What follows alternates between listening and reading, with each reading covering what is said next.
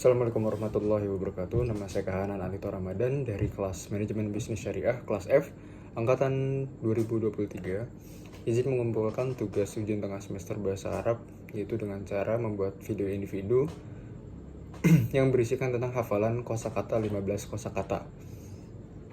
Baik, izinkan saya untuk memulai. Yang pertama ada i'lanu artinya iklan, kedua at-taswiqu artinya pemasaran, at-tarwihu promosi, maslahatu kemaslahatan, asy-syafafiyatu artinya transparansi, ashumu saham, bursatu bursa, mustashmir investor, al-muhfazatu portofolio, arbahu dividen, al-hisabul jari rekening giro, al-hisabul jari rekening giro, al-wadi'atu deposito, al-qardu pinjaman,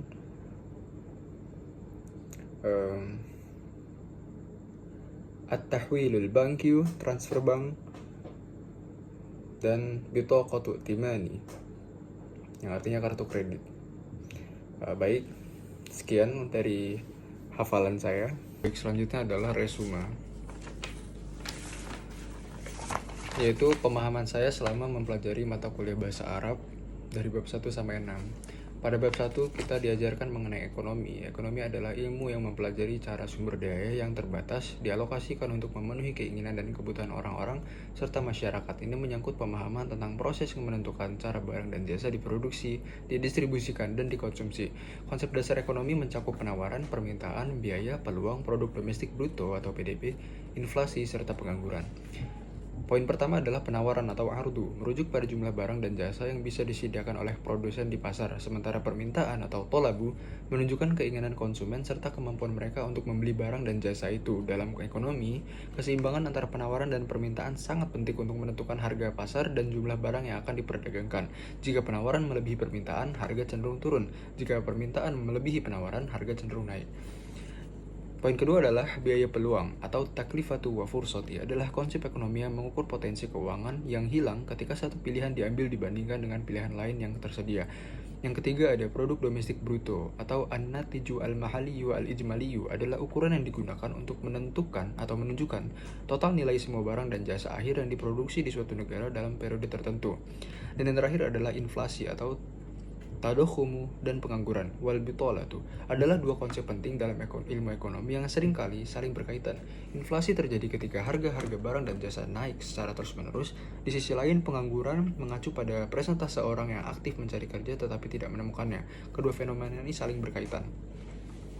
Bab kedua kita membahas tentang dunia bisnis dan pasar, di mana dalam dunia bisnis terdapat kata dan frasa yang sering dipakai untuk berkomunikasi serta berbagi ide dan rencana.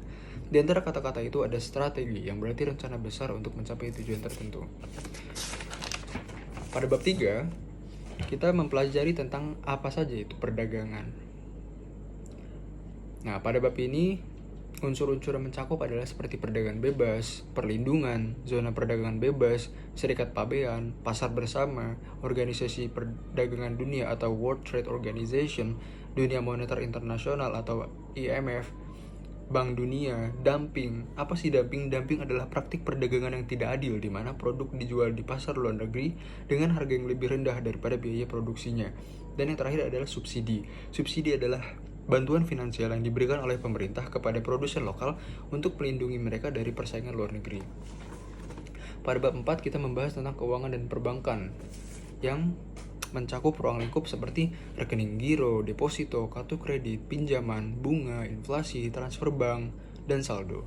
Pada bab kelima kita membahas tentang pasar investasi dan keuangan, di mana ruang lingkupnya adalah saham, bursa saham, investor, portofolio, diversifikasi, lot atau satuan transaksi saham, IHSG atau indeks harga saham gabungan, dividen, capital gain, capital loss, IPO atau initial public offering, blue chip, dan analisis fundamental. Nah, analisis fundamental adalah analisis yang berfokus pada kinerja keuangan suatu perusahaan untuk memproduksi harga saham di masa depan. Dan yang selanjutnya adalah analisis teknikal. Teknikal adalah Analisis yang berfokus pada pola harga historis dan indikator teknikal untuk memprediksi pergerakan saham di masa depan.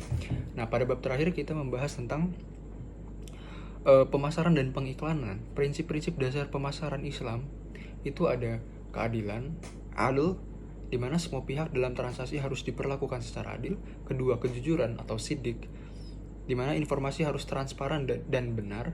Ketiga, amanah, yaitu memegang teguh janji dan kepercayaan yang diberi konsumen. Keempat, kemaslahatan, yaitu harus memberi manfaat. Dan yang terakhir adalah halal dan haram. Produk yang ditawarkan harus halal dan tidak bertentangan dengan syariat. Nah, periklanan dalam ekonomi Islam adalah ekonomi memiliki pendekatan yang unik dan etis, berbeda dengan konvensional. Prinsip pertama yang harus dipegang adalah kejujuran, keadilan, transparansi. Iklan tidak boleh mengandung unsur penipuan, kebohongan, atau berlebihan dalam mempromosikan produk atau jasa. Nah, dalam ekonomi Islam, periklanan juga harus memperhatikan aspek kesejahteraan sosial, di mana iklan dapat digunakan sebagai alat untuk menyebarluaskan informasi yang bermanfaat bagi masyarakat, meningkatkan kesadaran sosial, dan mendukung produk-produk yang halal dan baik. Dengan demikian, periklanan menjadi sarana yang tidak hanya menggantung atau menguntungkan secara ekonomi, tetapi juga memberikan dampak positif bagi masyarakat secara keseluruhan. Baik, cukup itu yang dapat saya sampaikan mengenai resume bahasa Arab. Kurang lebih saya mohon maaf. Wabillahi taufiq wal hidayah. Assalamualaikum warahmatullahi wabarakatuh.